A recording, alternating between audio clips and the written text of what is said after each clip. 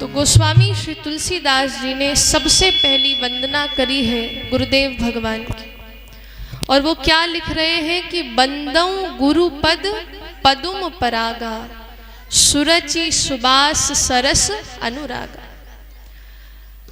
वो कहते हैं गोस्वामी श्री तुलसीदास जी कि सबसे पहले मैं अपने गुरुदेव के चरणों की रज की वंदना कर रहा हूँ।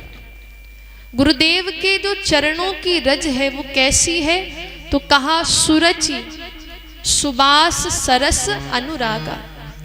वो जो चरणों की रज है गोस्वामी जी कह रहे हैं वो सुगंधित है, वो सुरुचि है अर्थात सुंदर है, सुगंध से परिपूर्ण है और जिसमें रस ही रस भरा है। और जब हमें श्री गुरुदेव भगवान के चरणों की रज प्राप्त हो जाती है तो हमारे जीवन में भी प्रेम आ जाता है, अनुराग आ जाता है। अमई मूरिमय चूरन चारु, कहते जो भी गुरुदेव भगवान के चरणों की रज को प्राप्त कर लेता है तो महाराज उसके अंदर जितने भी रोग हैं, अब देखो हमें कोई भी रोग होता है तो हम कहाँ जाते हैं सबसे पहले, बोलिए कहाँ जाते हैं, किसके पास जाते हैं, डॉक्टर के पास जाते हैं कि नहीं। कोई भी रोग हो गया, जैसे हाथ में चोट लग गई, पैर में चोट लग गई तो डॉक्टर के पास ही जाएंगे कि नहीं। तो वैसे ही जो हमारे मन के रोग होते हैं, अब मन के रोग डॉक्टर नहीं सही कर सकता। मन में अगर हमारे क्रोध भरा है, ईर्ष्या भरी, हम किसी से जल रहे हैं, जलन हो रही है, अब कोई उन्नति कर रहा है तो हमारे मन में जलन हो रही है, किसी पर हमें क्रोध आ रहा है, गुस्सा आ रहा है, तो महाराज डॉक्टर नहीं सही कर पाएगा उसके लिए आपको अपने गुरु जी के चरणों की सेवा करनी पड़ेगी, अपने गुरुदेव के चरण की रज को आपको प्राप्त करना पड़ेगा।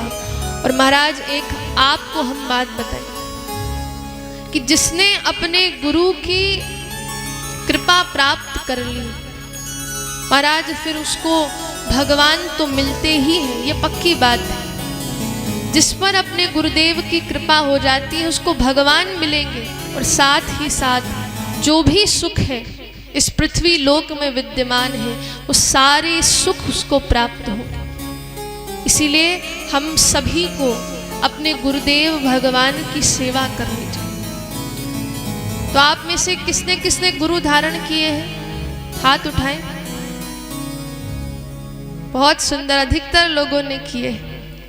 और देखो गुरुदेव भगवान जो है उनके पास हम रहे चाहे ना रहे, गुरुदेव भगवान के पास हम रहे चाहे ना रहे, वो हमसे कितने भी दूर रहे, अगर हम उनकी बात को नियम बताए हैं कि ऐसा करो, बहुत सारी बातें बताई हैं, और हम गुरु जी के पास रहते हैं पर उन नियमों का पालन नहीं करते तो फिर इसका कोई मतलब नहीं, फिर हमको गुरु अपराध लग जाता है।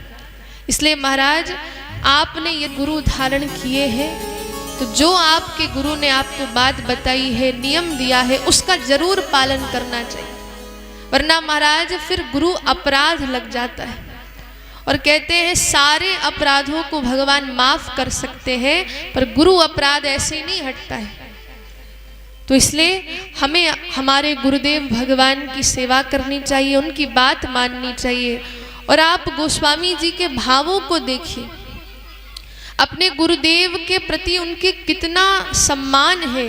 वो कहते हैं श्री गुरुपद नख मणि गण ज्योति, वो अपने गुरुदेव भगवान के नाखून की वंदना कर रहे हैं। अब आप बताइए, गुरु के प्रति इतना सम्मान है, कहते हैं मैं अपने गुरु चरणों के जो नाखून है उनकी मैं वंदना करता हूँ, मात्र उस नाखून के स्मरण मात्र से ही मेरे अंदर प्रकाश विराजमान हो जाता है।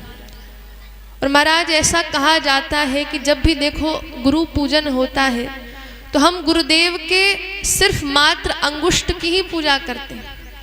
और ऐसा शास्त्रों में लिखा है और संत भी गाते हैं कि सारे तीर्थ धाम आपके चरणों में, हे गुरुदेव प्रणाम आपके चरणों में। कि सारे जितने भी तीर्थ हैं वो सब हमारे गुरुदेव के चरणों में उनके मात्र अंगुष्ठ में ही विद्यमान है। इसलिए अपने गुरु जी को प्रणाम करिए और